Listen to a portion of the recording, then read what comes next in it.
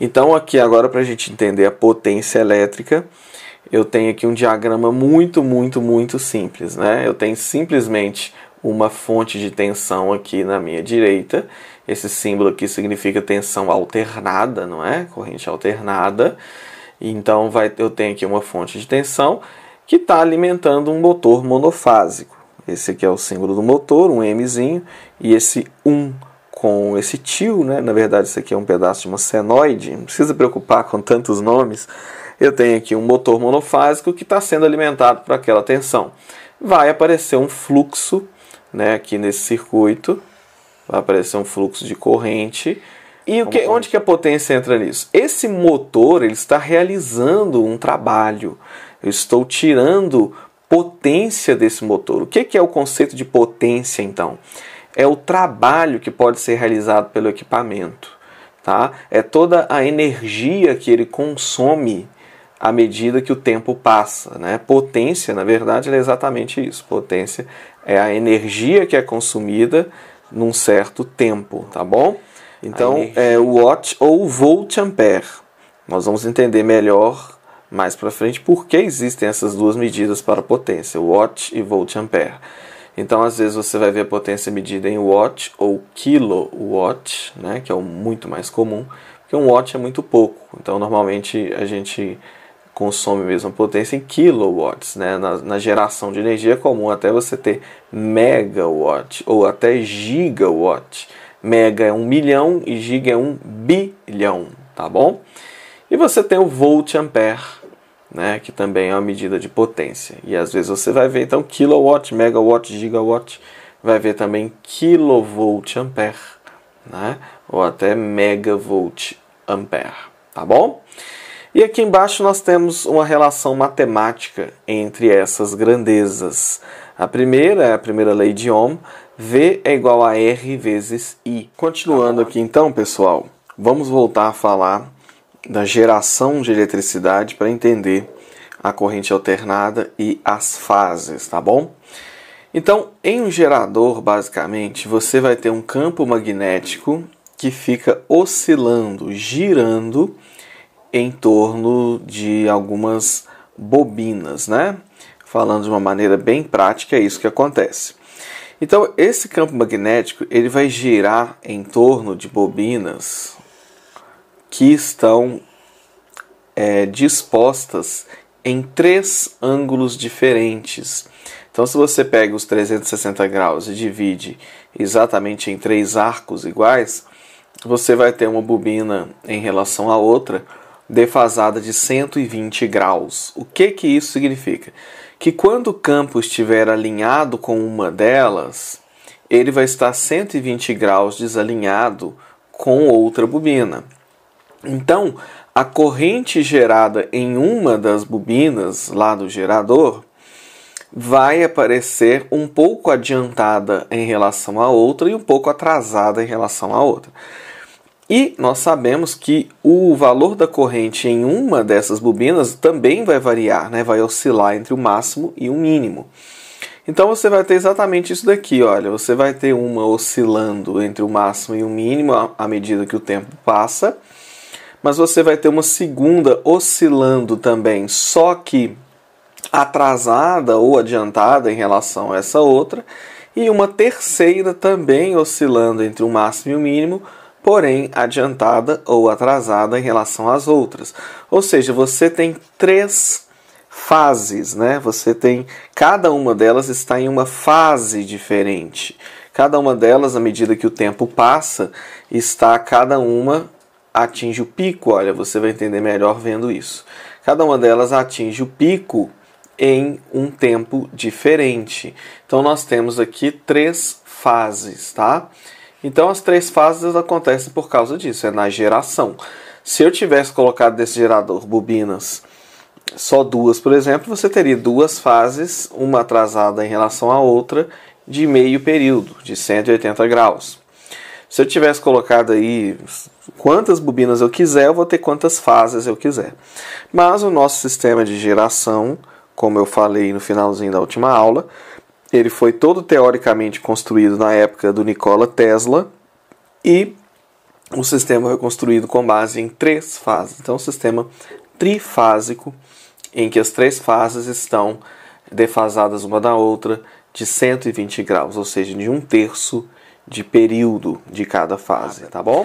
Como a tensão varia, o sinal de tensão varia do 0 até o máximo, depois volta no mínimo e volta no 0, você percebe que não tem um valor constante. Então, como que eu posso dizer que a tomada da minha casa é de 127 volts, se na verdade essa tensão está variando entre 0 e 127? Na verdade, o pico é 180. Então, como que eu vou dizer, é 127 volts, é 220 volts, se na verdade o valor está variando continuamente? Nós estamos falando de corrente alternada.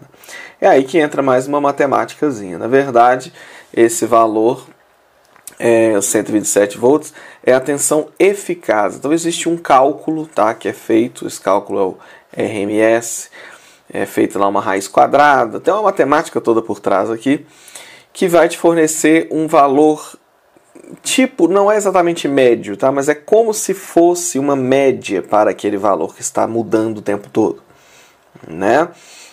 A ideia é mais ou menos assim: se a corrente fosse contínua, qual seria o valor dela?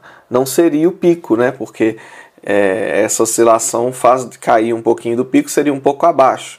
Então você tem, na verdade, a tensão média, que é 63,7% do valor do pico, e a tensão RMS, tá?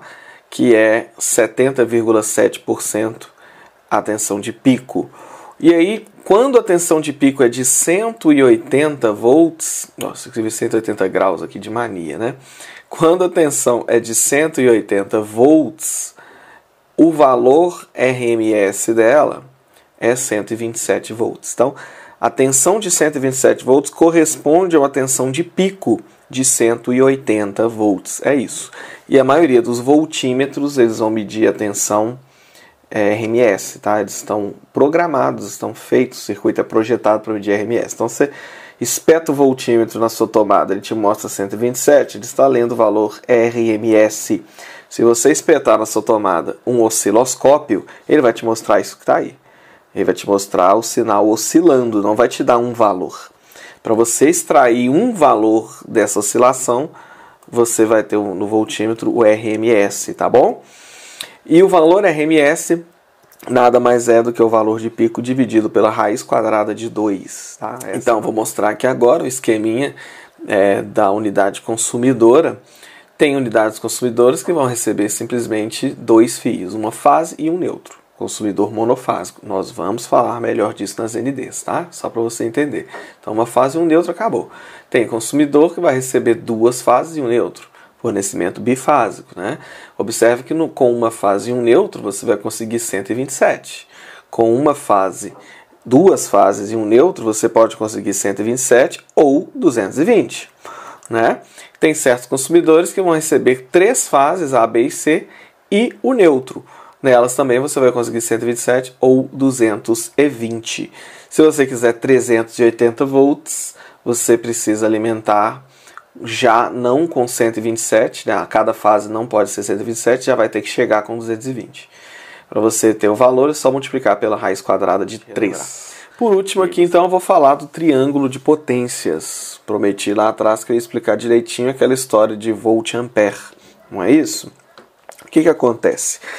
Na corrente alternada, pelo fato dela oscilar, né, então a tensão e a corrente ambas oscilam, né? Então você tem aí essa oscilação de sinal. Quando você multiplica o V pelo I, eu insisto em usar V, né? Mas a norma usa U. Então quando você multiplica a tensão pela corrente para calcular a potência, por causa dessa oscilação, não vai dar um valor fixo. Na verdade, você vai ter matematicamente, tá?